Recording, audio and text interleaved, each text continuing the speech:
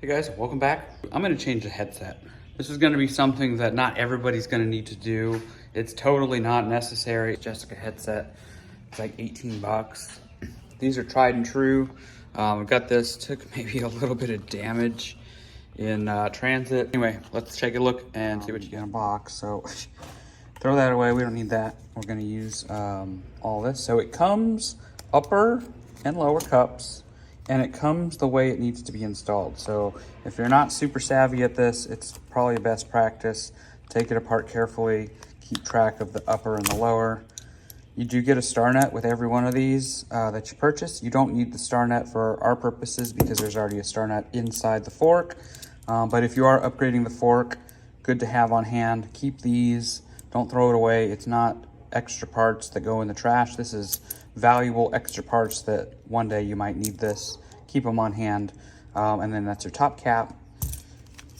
You come wrapped up in this plastic. I might have to put you down again. So basically what you have here, and it is directional. So this part's gonna go down on the fork. This is called the crown race. Here's your bearing. Goes on top of that. This slides over the fork. And this is your cup that goes up into the bottom of the head tube. And then you've got the cup and the top cap. This is your dust cap. You got the compression spacer there, or washer, that goes over top of the bearing. And it is directional again, it sits in there this way. And this should sit flush. If I can get this back out. Whoop, so that's the top compression washer. There's the bearing. And this is the cup that goes in the top of the head tube. It sits in there, you press it in, and you put your bearing right in there, top washer, and your dust cap. And this should all sit flush, and you see that nice smooth rotation. So I'm gonna start setting up the bike in the stand, show you what you need to do to get this going. We're gonna remove the stem. So with these drop bars, you can kind of just hang them there on the frame. There goes the spacers.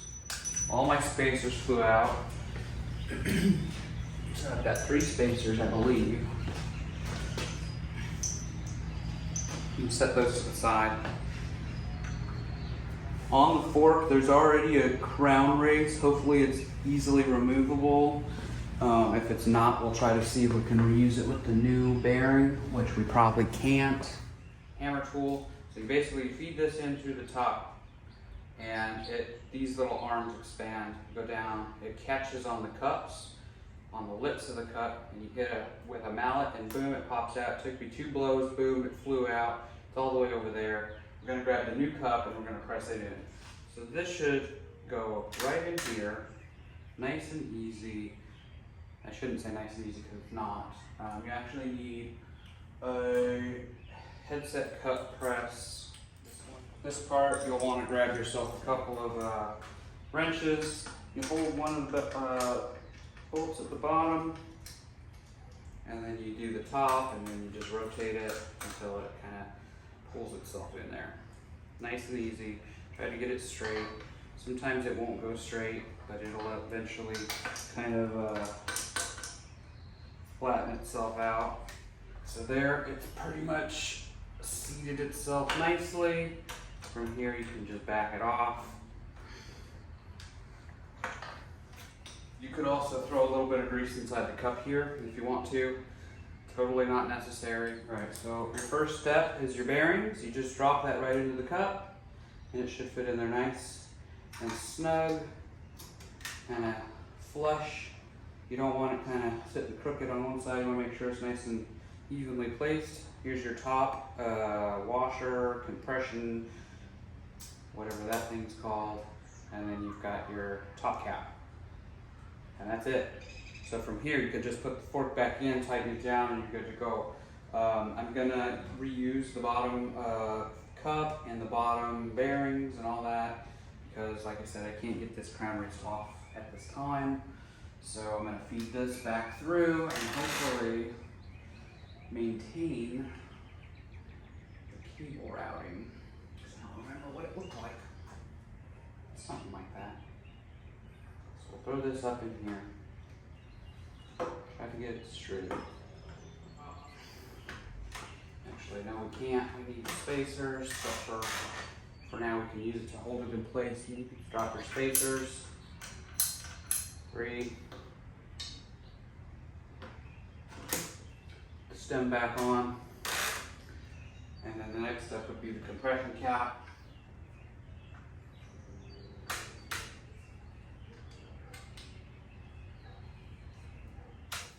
And then from here you can throw your wheel back on, bring it out of the stand, make sure that you tighten the pinch bolts back, and you should be good to go.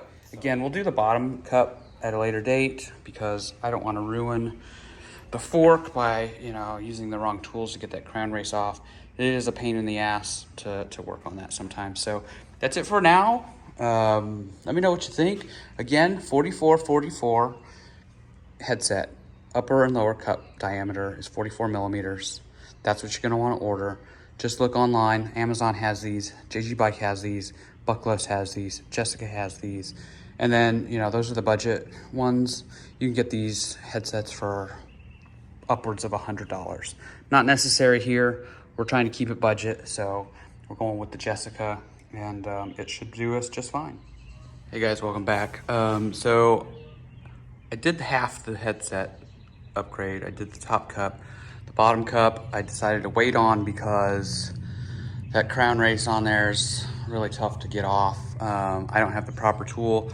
The tool that I know that you're supposed to use, it's about 20 bucks, but I can't get it for at least a week or two. The earliest shipping I saw was May 6th from Amazon. But essentially what I've done here, this is a way to do it. Not necessarily the safest or the best or the recommended way, but you can basically shim some razor blades underneath it. You hammer them in gently. Do this at your own risk. This will definitely be something that I don't recommend if you're new to this kind of stuff.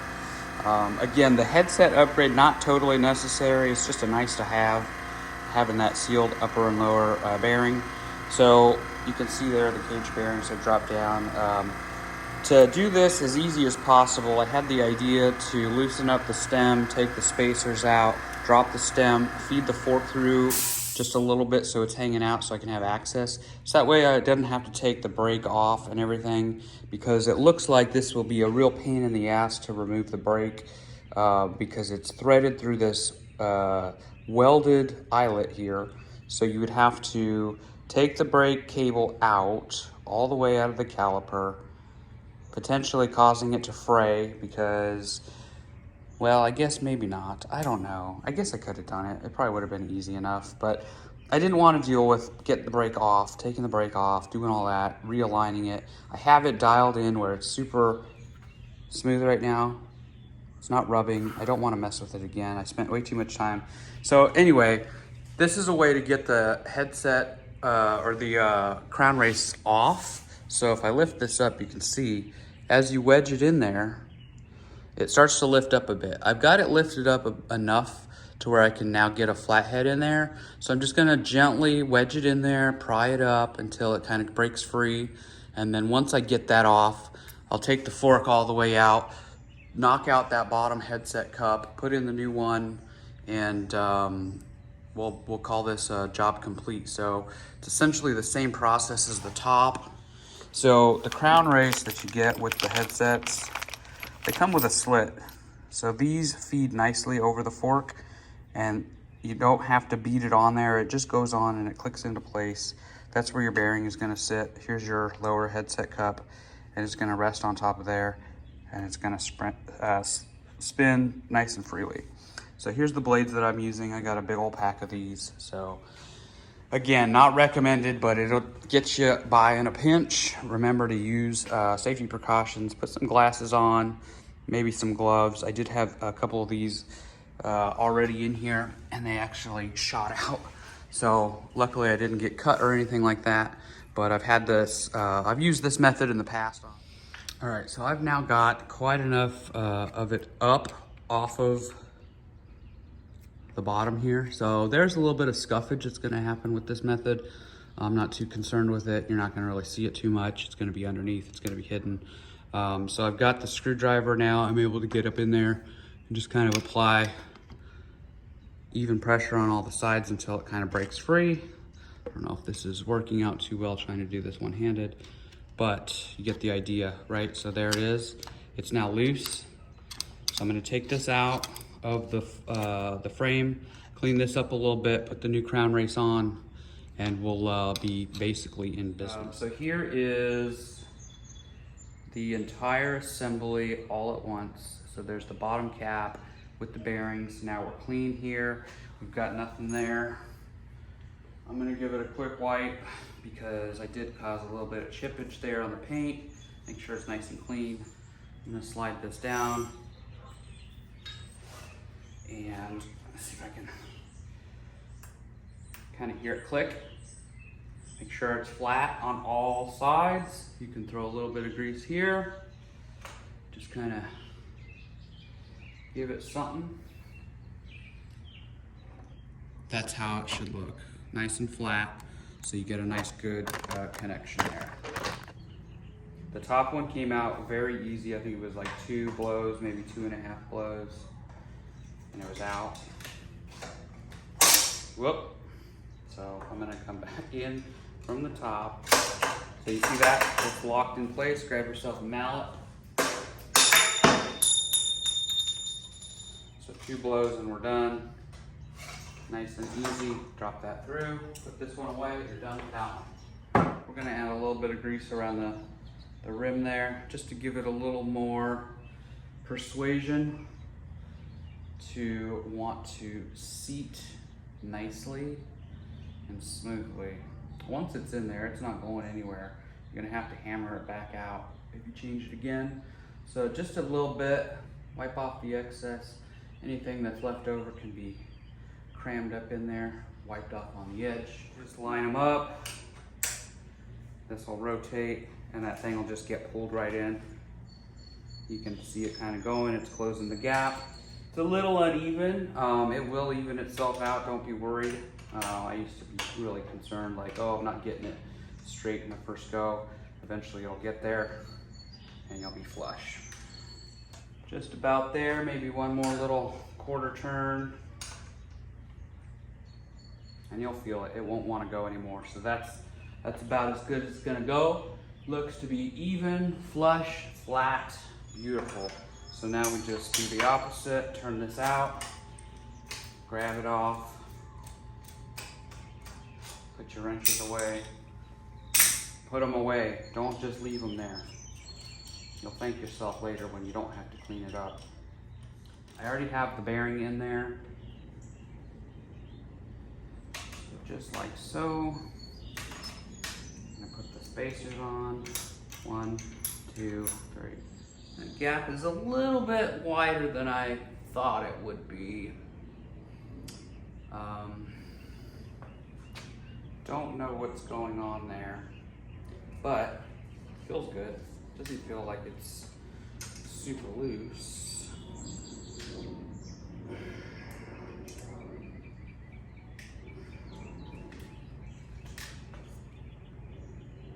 Might have to drop the bike out of the stand.